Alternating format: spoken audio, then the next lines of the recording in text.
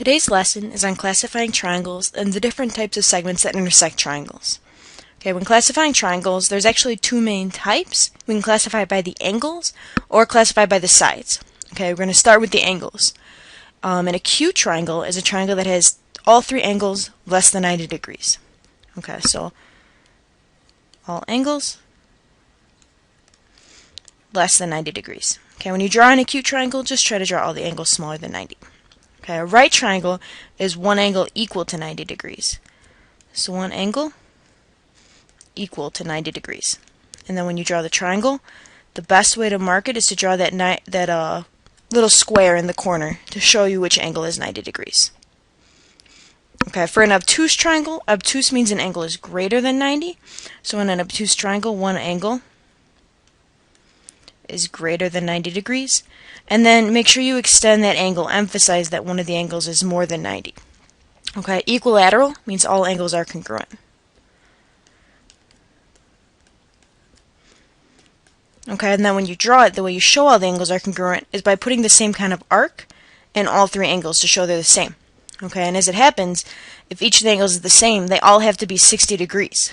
Okay, because remember the three angles of a triangle have to add up to 180. If all three are 60, they add up to 180.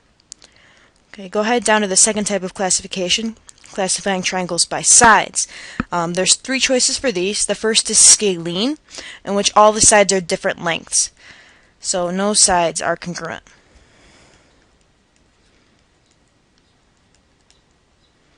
Okay, and then when you draw that, I think it's good to emphasize there's a short side, a medium side, and then the longer side.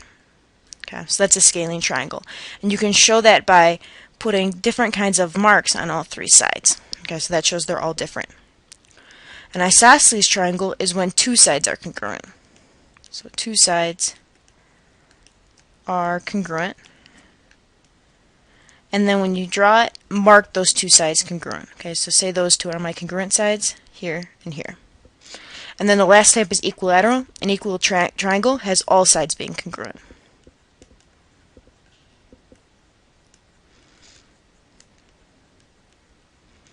Okay, so when you draw that, mark them all the same. And note, any equilateral triangle is also equiangular and vice versa. Okay, go ahead, slide down. Next is the four main types of segments that pass through triangles. Okay, the first one we've got is an altitude. An altitude is a segment, it goes through a vertex, and it's perpendicular to the opposite side. Okay, so go ahead and draw yourself a triangle. If I was going to draw an altitude, I'd start at a vertex, and then draw the segment so it meets the opposite side at a right angle. Okay, so that right there is an altitude.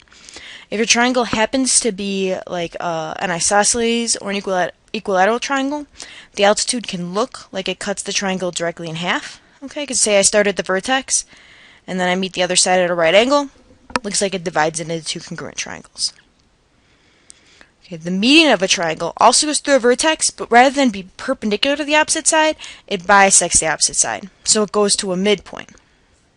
Okay, so say I draw my triangle, and I want to draw a median. It would start at a vertex, but then it would go to the middle of the other side, cut into two congruent parts. Okay, so say that's the middle, then my median would connect those two parts. Okay, if you happen to have an isosceles or an equilateral triangle, the median can look like it cuts in half as well. So that's why I don't draw them all isosceles equilateral, because the segments tend to start looking the same. Okay, so say this is my vertex, and then I go to the middle of the opposite side, and go ahead and draw my segment. Okay, so that would be a median. Okay. An angle bisector also goes through a vertex, but it bisects the angle, so it cuts the angle into two congruent angles. Okay, so say here's my triangle, and I'm trying to draw an angle bisector from this vertex. It's got to cut that angle into two congruent parts. Say this angle is congruent to that one. Okay. If I have more of an equilateral or isosceles triangle, then I'm still trying to cut that angle into two congruent parts. And the way you show it's an angle bisector is by marking the two angles that it cuts congruent to each other. Okay, the last main type of segment is a perpendicular bisector. This one is exactly what it sounds like. Perpendicular means it meets a side at a right angle. Bisector means it cuts that side into two congruent parts.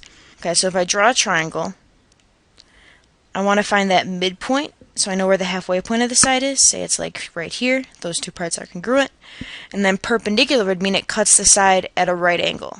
Okay, so say it goes up like this, then like this, and meets at a right angle. The interesting thing about a perpendicular bisector is that it does not have to go through the vertex. Notice the example I drew?